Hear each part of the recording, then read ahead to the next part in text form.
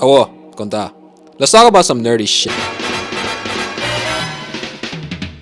Dutch building eras. What your house isn't telling you about its past. Every house has a story. Sometimes it's charming. Sometimes it's a quiet warning that only reveals itself after you've signed the contract. In the Netherlands, the year a house was built isn't trivia. It's a diagnostic tool. It tells you what materials were fashionable, which shortcuts were normal, and which long-term problems everyone agreed to ignore at the time. Lead, asbestos, concrete rot, wooden foundations, experimental floors, airtight boxes. Every decade left something behind. Let's go decade by decade and unpack what Dutch houses don't advertise and why knowing it can save you money, stress, and a few structural surprises.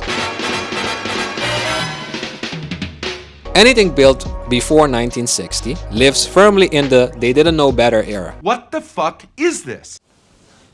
I don't know. Start with lead pipes. Drinking water lines were commonly made of lead until around 1960. If they're still there, they don't look dangerous. They just slowly contaminate your water. Yummy, poisoning. Great. Many homeowners don't realize they have lead pipes until a renovation, a water test, or a very awkward conversation with a plumber.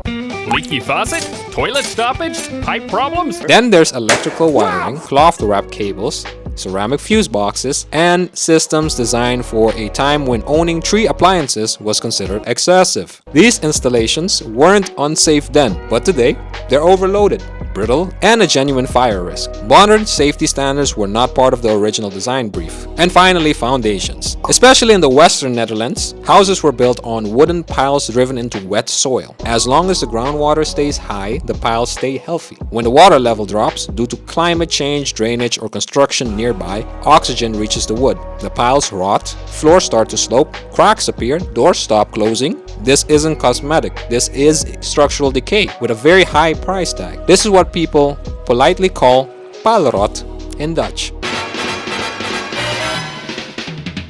Post-war optimism meant one thing: build fast, build cheap, build a lot. This era gave us the empty cavity wall, 2 layers of brick and a nice gap in between, so a brick sandwich, and absolutely no insulation. At the time, energy was cheap and heating loss wasn't a concern.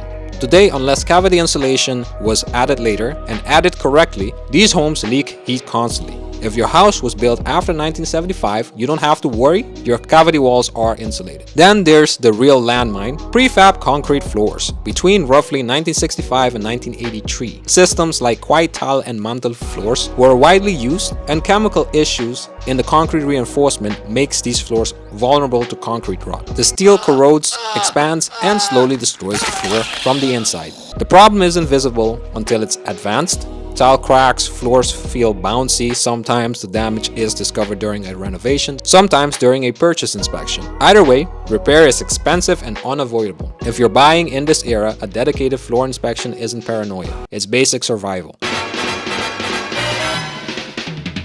If you hate hearing your neighbors argue at 2 a.m., Not afraid to use this.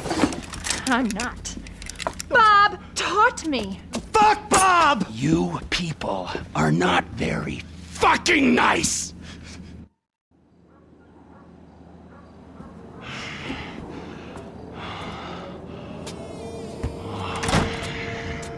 pay attention. This year matters more than most people realize.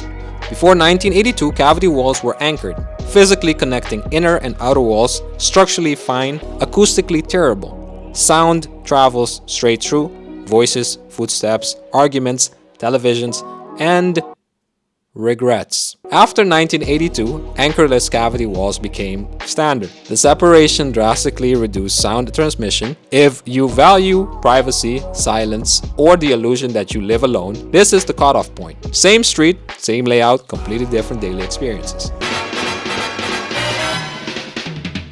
This is where things calm down. Asbestos was fully banned in 1994, so if your house was built in 1995, congratulations on a smart purchasing decision. If it's before that, then there might be asbestos.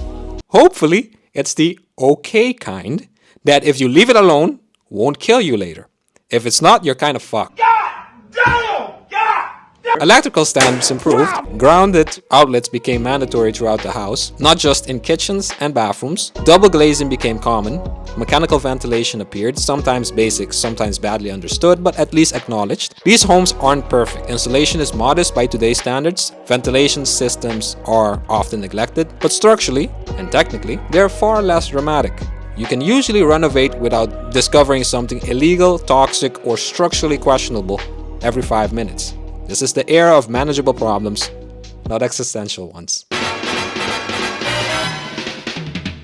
Post 2018, the airtight generation. Modern Dutch houses are extremely efficient. No gas connections, heat pumps, triple glazing, thick insulation. This gives you energy bills that look fake compared to older homes.